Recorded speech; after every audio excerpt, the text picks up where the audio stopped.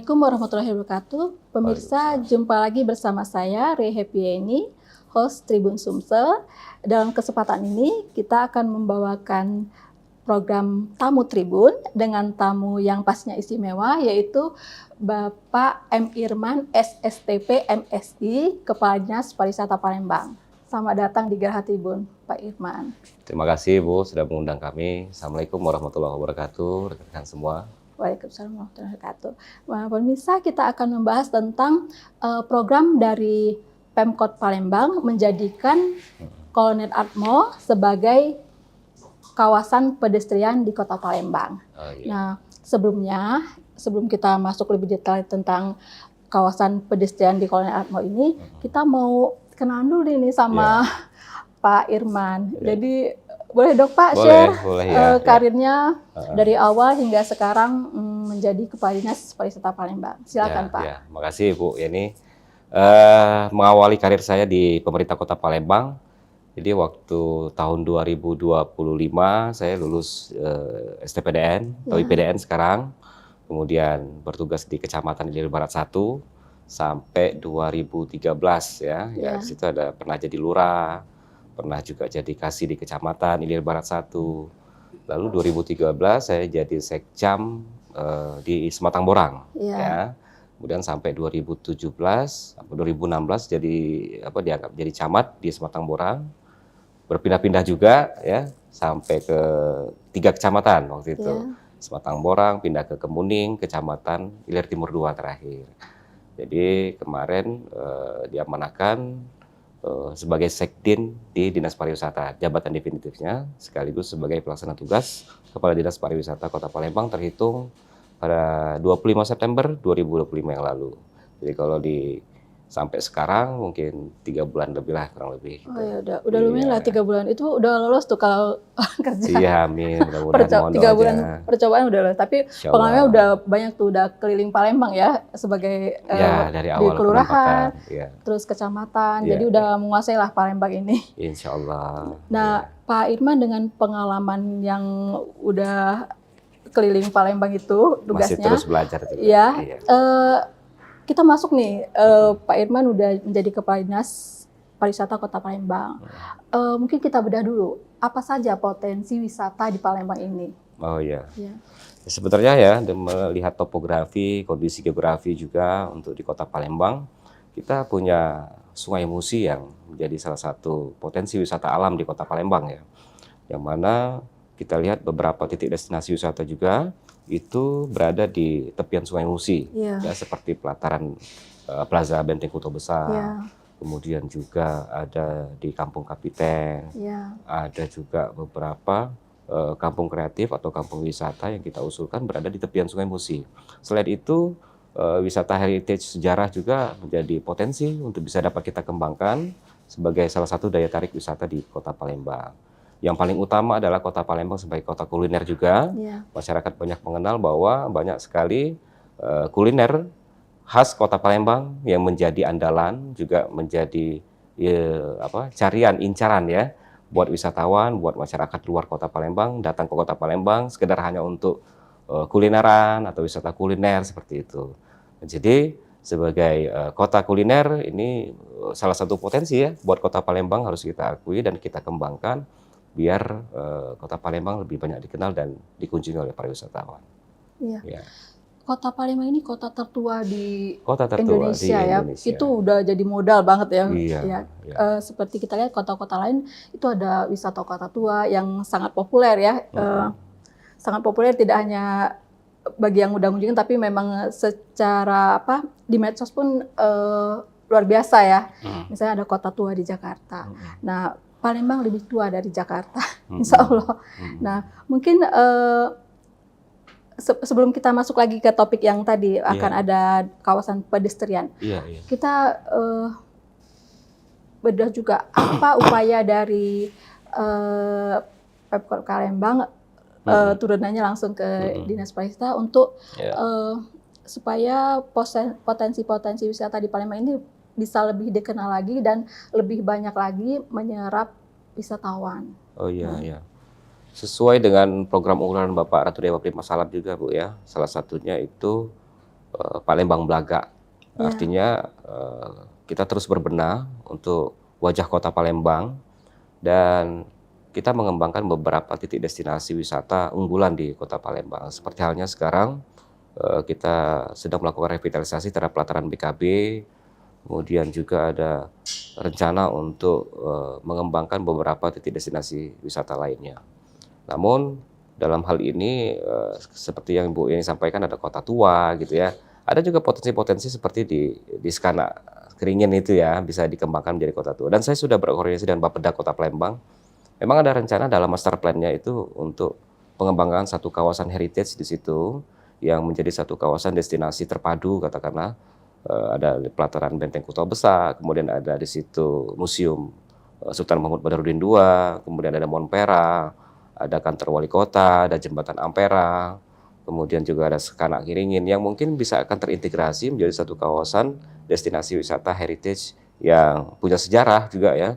Dan insya Allah dalam waktu dekat mohon doanya juga kita bisa untuk masuk ke Benteng Kutha Besar, melihat dari atas bastion itu ya. Mungkin ada dari rekan-rekan juga belum pernah masuk ke dalam BKB. Insya Allah nanti mudah-mudahan kita bisa jelajah peninggalan sejarah zaman Kesultanan Palembang Darussalam dulu, untuk naik ke atas bastion, memandang luasan Sungai Musi dari atas, kira-kira seperti itu. Dan tentunya ada storytelling yang akan menjadi wawasan juga buat kita semua. Ya. Dengan sebegitu banyak potensi wisata yang ada di Palembang, kira-kira yang mau dijadiin kalau bahasa Palembang oncaknya. Oh iya. Apa tuh Pak? Wisata apa tuh? Ya, kita masih terus berupaya mengembangkan, menggali potensi Sungai Musi ya, sebagai wisata alam yang sebetulnya Sungai Musi ini salah satu sungai terpanjang, terlebar juga mungkin se-Indonesia ini, dan ada sejarahnya juga gitu kan. Dan kita coba untuk mengintegrasikan Sungai Musi ini dengan beberapa daya tarik wisata di tepian Sungai Musi. Selain memang mengandung sejarah dan budaya khas dari kota Palembang itu sendiri ya.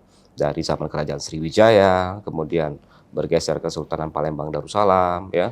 Sehingga ini wisata sejarah dan sekaligus keindahan Sungai Musi juga menjadi satu daya tarik tersendiri yang menyajikan juga kebudayaan dari kota Palembang, kuliner juga, sehingga tetap Sungai Musi menjadi salah satu potensi unggulan untuk wisata di kota Palembang. Iya. Ya. Jadi bahkan agak menengok ke belakang sedikit, bahkan kita sempat kok bahasanya sempat ya. Jadi kita sempat bangga karena Palembang ini mendunia kan, ada banyak event besar yang pernah digelar di Palembang, ada Asian Games gitu. Oh iya. Terus ada ISG ya. ISG, Islamic Solidarity Games. Jadi itu sedunia. Nah, jadi event-event itu dulu sangat membuat Palembang populer. Jadi di Indonesia ini yang pernah menggelar Asian Games itu cuma Jakarta sama Palembang. Ya, Bandung lah. Jakarta, Palembang, sedikit di Bandung. Nah, jadi itu membuat warga Palembang sangat bangga karena dikenal sebagai kota yang menjadi venue event dunia. Iya. Nah, ke depannya ya, kira-kira apa event-event yang akan digelar di Palembang ini, Pak? Yang kira-kira yang bisa jadi gong gitu untuk menarik para wisatawan baik domestik maupun internasional untuk datang ke Palembang? Ya, kalau event-event olahraga ya mungkin lebih kepada ranahnya di Dinas Pemuda Olahraga ya. Dan kalau untuk kelas internasional mungkin juga butuh koordinasi di tingkat pusat artinya. Saya lupa juga tadi kota Palembang potensi sebagai sport tourism juga ya.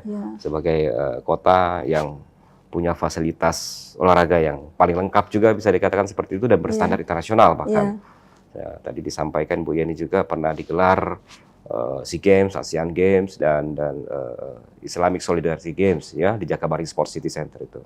Dan memang itu jadi satu promote kita ya, materi promote kita, memperkenalkan, mempromosikan bahwa Kota Palembang juga siap jadi tuan rumah dalam beberapa event olahraga berskala nasional bahkan berskala internasional. Artinya kita sudah siap dari sarana prasarananya juga dan sangat dimungkinkan kalau Kota Palembang sebagai tuan rumah dari ajang ataupun event-event olahraga yang kita sebutkan tadi. Nah, ini jadi satu kebanggaan juga. Kita lihat Jakabaring Sport City juga hampir setiap minggu rame, Bu ya. Iya. Selalu dikunjungi anak-anak muda mau jogging lah atau mau bersantai bersama keluarga dan seterusnya. Nah, jadi kita cukup lengkap seperti itu. Bahkan Pak Gubernur, Pak Herman Deru juga mencanangkan ke depan Kota Palembang sebagai salah satu health tourism ya, sebagai wilayah daerah kota yang menyediakan layanan kesehatan juga, mungkin berskala nasional, berskala internasional, dengan segala fasilitas yang ada. Kira-kira seperti itu. Iya, mudah-mudahan. Mudah-mudahan Insya Allah ke depan lebih baik. Palembang juga dikenal pernah kemarin kita undang dari Asita. Jadi untuk salah satu yang menjadi andal itu wisata MICE ya. MICE ya. Jadi event-event tadi meeting, annual meeting itu bisa digelar di Palembang ya. Karena hotel-hotelnya kan udah cukup ya, cukup worth it buat menggelar event-event.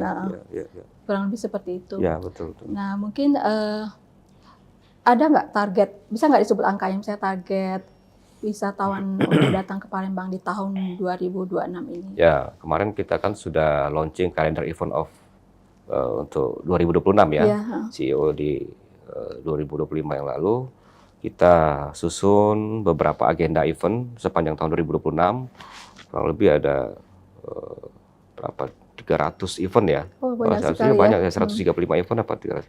Jadi ada beberapa yang menjadi unggulan, event yang menjadi unggulan inilah yang diharapkan kita bisa berkolaborasi termasuk dengan Asita, kemudian beberapa asosiasi travel agent bisa membuatkan paket wisata untuk datang dan mengunjungi Kota Palembang pada event-event dimaksud itu.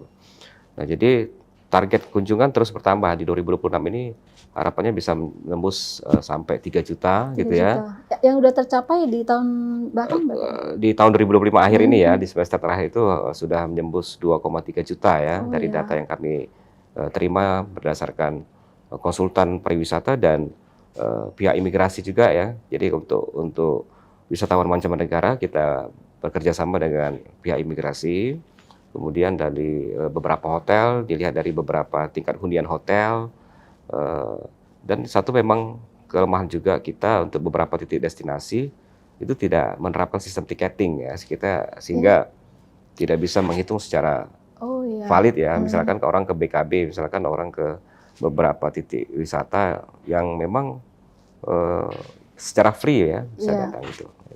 Nggak ada tiketing yang bisa ngitung itu bisa ya. menjadi barometer untuk kita bisa panduan untuk bisa kita menghitung berapa banyak kunjungan wisatawan di situ.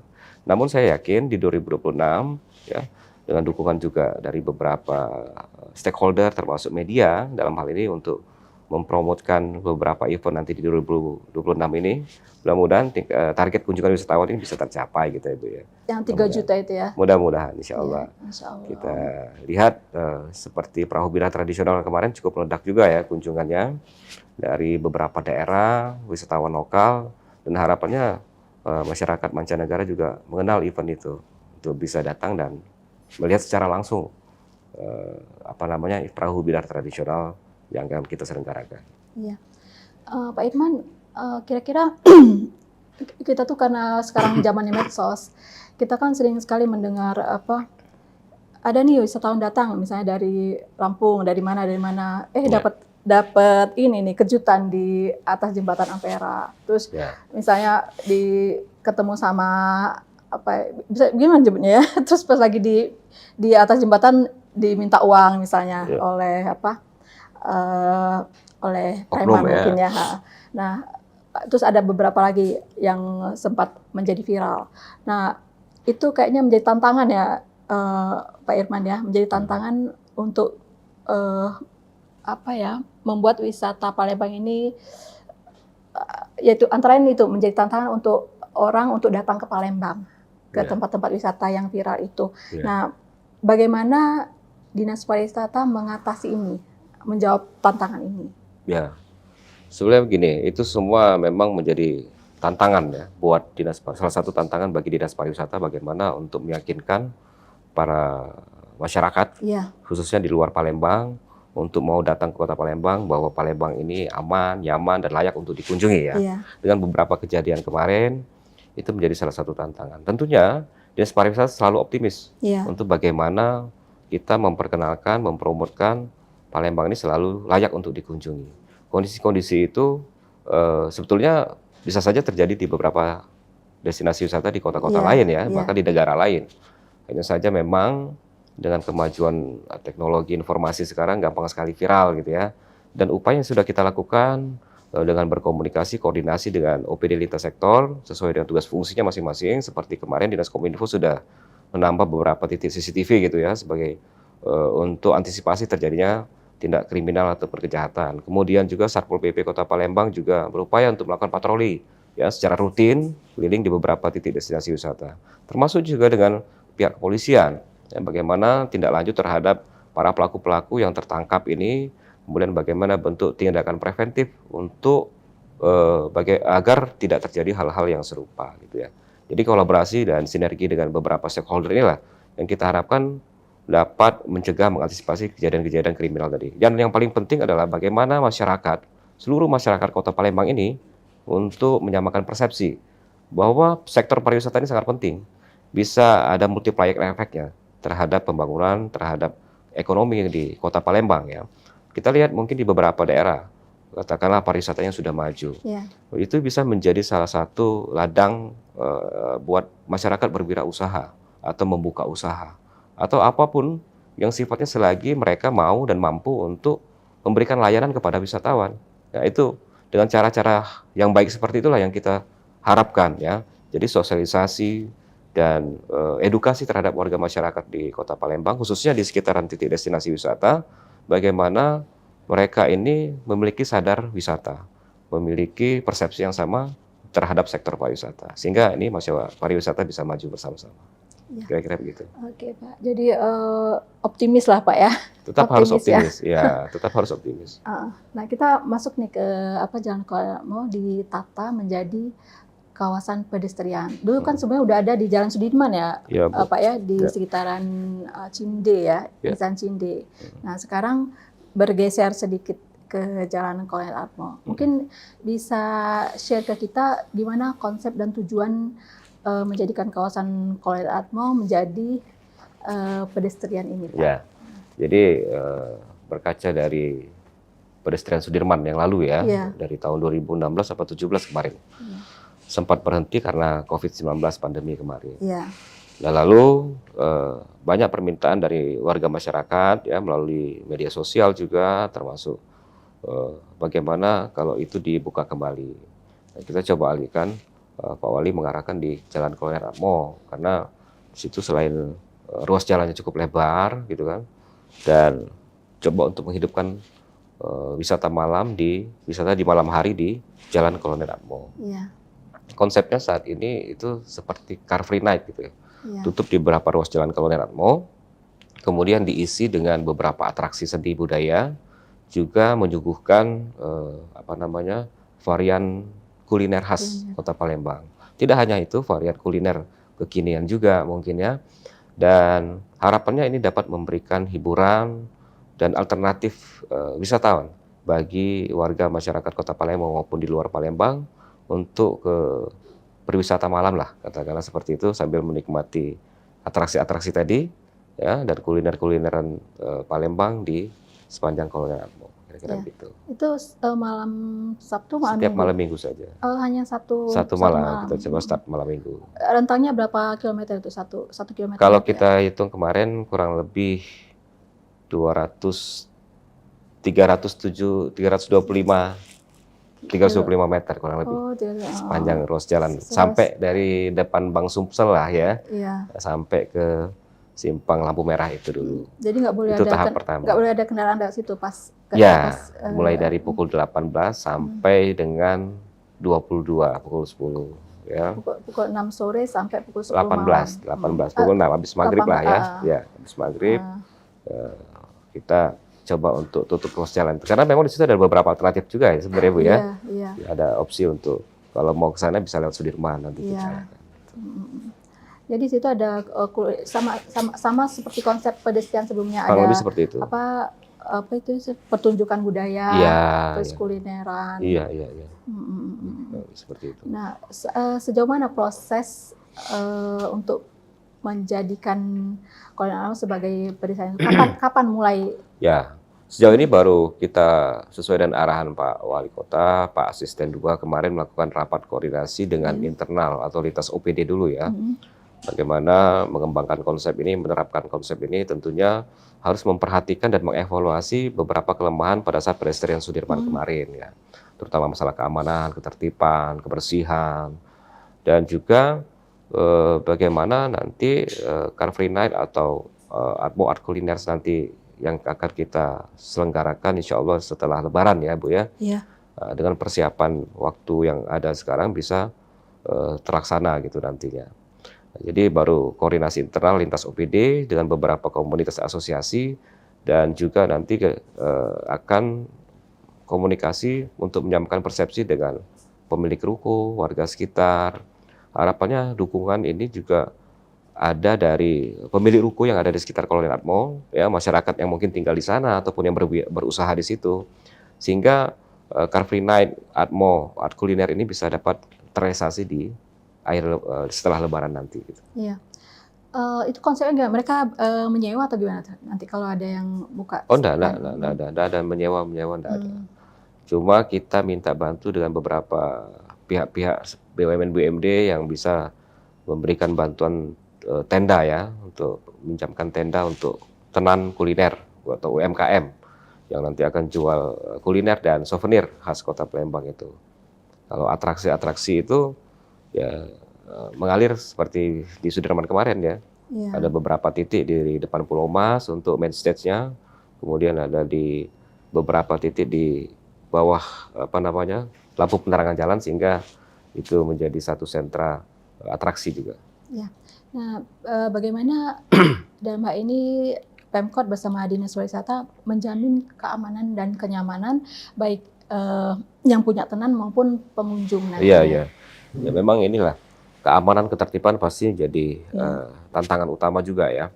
Jangan sampai nanti ada pungutan liar, jangan sampai nanti ada kericuhan, perebutan lahan parkir, kemudian juga ada PKL liar nanti akan masuk. Seperti yang kami sampaikan pada rapat koordinasi lintas sektor OPD kemarin, harus ada komitmen bersama dan sinergi yang baik ya antara pihak-pihak keamanan dalam hal ini Satpol PP, Dinas Perhubungan, juga termasuk Polrestabes, Kapolsek, Babinsa hingga Babin Kamtibmas. Jadi semuanya ini harus memiliki komitmen yang sama bagaimana menciptakan keamanan ketertiban di kawasan Car Free Night nanti di Jalan Kolonial Atmo. Ada polisi pariwisata mungkin? Iya, itu dari Satpol PP tadi ya. Satpol ya. PP, polisi pariwisata itu ya dari rekrutmen dari Pol PP. Ya. Mungkin upaya promosi yang dilakukan oleh Pemkot melalui Dinas Pariwisata supaya nanti kawasan ini benar-benar bisa banyak yang berkunjung ke sana. Iya. Yang pasti promosi itu kita akan melibatkan semua pihak ya. Dalam hal ini media, mungkin termasuk dari Tribun sendiri ya. Bagaimana nanti ini bisa dikenal, diketahui oleh masyarakat halayak ramai. Juga melalui selain media cetak, media elektronik, kita juga mengupayakan bagaimana mempromosikan itu lewat akun media sosial ya, seperti yang menjadi mitra pemerintah atau menjadi mitra Dinas Kominfo mungkin. Termasuk akun media sosial Dinas Pariwisata dan juga menggerakkan beberapa influencer mungkin untuk mempromosikan itu. Harapannya yang paling penting adalah legacy dari pelaksanaan itu nantinya. Yang kedua, dukungan dari pemilik ruko dan warga masyarakat sekitar untuk bisa merealisasikan ini semua. Dan yang terakhir adalah bagaimana menyamakan persepsi ya, bahwa pelayanan, keamanan, kebersihan tadi itu harus dapat terwujud itu. Iya. Nah, sejauh mana ini diharapkan bisa meningkatkan perekonomian ya, paling nggak untuk yang punya tenan? Oh iya. Sampai sekarang udah ada terdaftar nggak yang daftar berapa gitu? Ya. Mereka daftarnya ke mana itu nanti? Ya, sesuai dengan pembagian tupoksi kemarin untuk pelaku UMKM ya, kuliner dan souvenir, ya itu silakan dihimpun oleh beberapa asosiasi dan mendaftar ke Dinas Koperasi UMKM sesuai dengan Iya. bidangnya. Lalu untuk beberapa atraksi, silakan juga mungkin bisa menyampaikan ke Dinas Kebudayaan dan Dinas Pariwisata. Namun semuanya nanti akan kami himpun, Dinas Pariwisata akan coba untuk membagi space-nya sehingga tertata dengan baik, rapi, yang mana bagian zona untuk kuliner, mana zona untuk atraksi, yang mana zona untuk UMKM yang souvenir seperti itu. Sehingga kalaupun nanti melebihi, katakanlah seperti itu, nanti kita coba untuk bagaimana membagi shift untuk bisa mereka dagang jualan di Atmo itu nanti, apakah 2 bulan sekali ganti nanti seperti itu skemanya. Iya. Ada model nggak yang di apa jadi contoh gitu untuk mengembangkan kawasan pedestrian di Kolonel Atmo ini? Ya, itu juga ya kalau kita lihat di beberapa daerah, saya belum ini juga, kalau di Malioboro ya seperti itu aja ya. Para pelaku seninya apa namanya ya ngamen secara elegan lah seperti itu. Nah, kalau dampak ekonominya pasti ada perputaran ekonomi di situ. Kemudian dampak ekonomi bagi pelaku seni itu sendiri tentu ada mungkin ya dari simpatisan para pengunjung untuk memberikan saweran seperti itu. Iya. Kemudian pelaku UMKM kuliner dan souvenir mungkin ada yang berbelanja di situ. Nah, pastinya ada dampak ekonomi di sana ya. Iya. Ini lebih ke apa? Tantangan supaya orang nyaman di sana kayaknya ya. Iya, Bu, betul. Jadi tantangan masalah kebersihan, keamanan, ketertiban seperti Ibu sampaikan tadi ya. Kemudian juga bagaimana ini mendapat support dukungan dari semua warga masyarakat khususnya di Kota Palembang. Iya.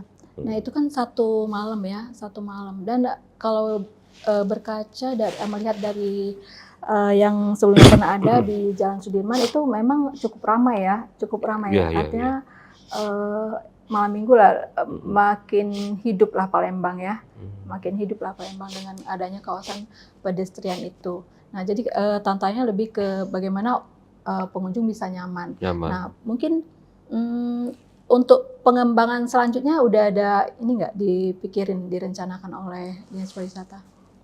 Kalau pengembangan seperti apa ini kan tahap satunya di situ. Sesuai dengan arahan pimpinan, tahap keduanya kalau memang nanti itu kondusif dan mendapatkan respon positif, mungkin tidak menutup kemungkinan akan terus sampai ke Gaya Baru nanti ya. Iya. Nah, tentunya harus ada komunikasi dan koordinasi dulu dengan warga sekitar. Lalu rencana juga mungkin ada ya terhadap tema setiap bulannya, mungkin ada 1 malam yang memiliki tema gitu. Iya, apa tema ya? Ada temanya seperti apa gitu. Nanti kita coba diskusi dan pikirkan itu bersama kawan-kawan asosiasi pelaku seni dan budaya. Kira-kira nanti setiap malam ketiga atau malam malam Berbeda konsep ya Pak. Misalnya nanti minggu pertama mungkin yang tampil apa mungkin ya? Ya mungkin seperti itulah. Mudah-mudahan nanti kita lihat juga nanti beberapa banyak asosiasi dan atraksi akan untuk bisa berkontribusi tampil pada memeriahkan pada Car Free Night itu. Iya. Jadi seperti sekarang kan banyak sekali kebudayaan Palembang yang jarang terlihat ya, jarang muncul, sehingga mungkin banyak generasi Alpha mungkin ya, generasi Alpha yang baru-baru, yang remaja sampai yang apa belum mengenal, misalnya Palembang tuh ternyata ada Dulmuluk, Palembang ada wayang gitu. Nah mungkin bisa juga diadopsi di situ mungkin ya, tampil supaya orang tahu ternyata banyak sekali tuh budaya Palembang. Ya itu pasti kita akomodir ya, dan kita hubungi untuk pelaku seni Dulmuluk, pelaku seni wayang Palembang seperti itu agar bisa perform dan tujuannya tadi ya lebih mengenalkan budaya khas Palembang kita selain memberikan hiburan buat para pengunjung nantinya. Kira-kira seperti itu. Sejauh ini Pak ada tantangan nggak misalnya untuk mengembangkan kawasan Kolonel Atmo ini? Ada apa? Tantangan tantangan mulus-mulus pasti aja. Ada. Ya pasti ada. Kan ini baru 2 kali pertemuan Bu ya. Iya. Kemarin juga ada keinginan dari warga masyarakat yang minta diakomodir. Rencana sore ini saya nanti akan silaturahmi dan ketemu sama warga yang menyampaikan aspirasi itu. Ya, sekali lagi buat warga masyarakat khususnya pelaku usaha juga yang di sana, kita coba lihat dari sisi positifnya gitu ya. Kalau seandainya itu dapat terrealisasikan, tentu perhatian dari pemerintah juga terhadap fasilitas sarana prasarana jalan juga lebih diperhatikan. Karena untuk konsep Car Free Night itu yang paling menarik harus terang. Iya. ada lampu hias gitu ya. Iya. Pastinya untuk menarik pengunjung itu pasti akan ditambah, memastikan lampu jalan akan semuanya menyala, baik bukan hanya di Colonial Atmo, tapi ruas jalan lainnya juga akan diperhatikan gitu ya, keberadaan lampu jalannya, Iya. lampu hiasnya juga gitu. Kira-kira fasilitas trotoarnya, pedestriannya juga mungkin kalau rusak mungkin akan diperbaiki. Ada lampu penjor mungkin Lampu Pak ya. penjara ya, harapannya itu bisa jadi satu titik yang memberikan dampak juga buat sarana prasarana di situ. Jadi mohon dukungan dari semua pihak. Mudah-mudahan ya Pak ya. Amin. Kita udah menjelang akhir dari podcast kita nih. Ya. Udah banyak sekali yang di-sharing oleh Pak Irman. Nah Pak Irman mungkin ada last statement lah soal Colonial Atmo ini ya. Oke. Imbauan buat warga, terus ajakan untuk mensukseskan supaya bisa benar-benar terlaksana gitu Colonial Atmo itu. Iya, iya. Silakan Pak. Ya, baik. Buat dulur-dulur warga Kota Palembang, ya, buat dulur-dulur ke warga Kota Palembang, mari kita coba untuk dukung program Car Free Night Atmo Art Culinary, ya, yang insya Allah nanti akan bisa kita wujudkan di pasca Lebaran nanti di bulan Maret mungkin. Tentunya ini tidak akan dapat terselenggara tanpa dukungan dari semua pihak, terutamanya dari seluruh warga masyarakat sekitar dan para pelaku usaha yang ada di Jalan Colonial Atmo. Kita ambil sisi positifnya bahwa di satu titik destinasi wisata baru nanti akan terwujud dan tentunya akan ada perputaran ekonomi di sana, ada multiplier efeknya pastinya untuk buat pelaku usaha juga buat perekonomian di Kota Palembang. Mudah-mudahan ini dapat terwujud dan tentunya sekali lagi saya mewakili dari seluruh Dinas Pariwisata dan pemerintah Kota Palembang mohon dukungan, support sehingga ini dapat terwujud. Ya, terima kasih buat warga Kota Palembang. Ya, amin, insya Allah terwujud Pak. Ya, amin, amin. Karena memang sangat dinantikan oleh warga Palembang. Iya, iya. Untuk tempat kunjungan yang Sebagai bisa alternatif buat refreshing ya, Buat buat refreshing, buat kulineran. Jadi insya Allah lah didukung oleh masyarakat Amin, Palembang. amin. Dan mudah-mudahan makin banyak wisatawan yang datang ke Palembang. Amin, amin. Iya. Pak Irman, makasih banyak atas Sama-sama. waktunya. Ya. Sekali lagi kita berdoa sama-sama, mudah-mudahan benar-benar terrealisasi dan sukses menambah angka wisatawan yang Kunjungan datang ke wisatawan, Palembang. ya. Ya. Demikian dulu Pak ya. Ya, Terima kasih banyak. Masih. Pemirsa, demikian tadi podcast kita dengan Pak Irman, Kepala Dinas Pariwisata Palembang. Jumpa lagi di kesempatan berikutnya. Assalamualaikum warahmatullahi wabarakatuh.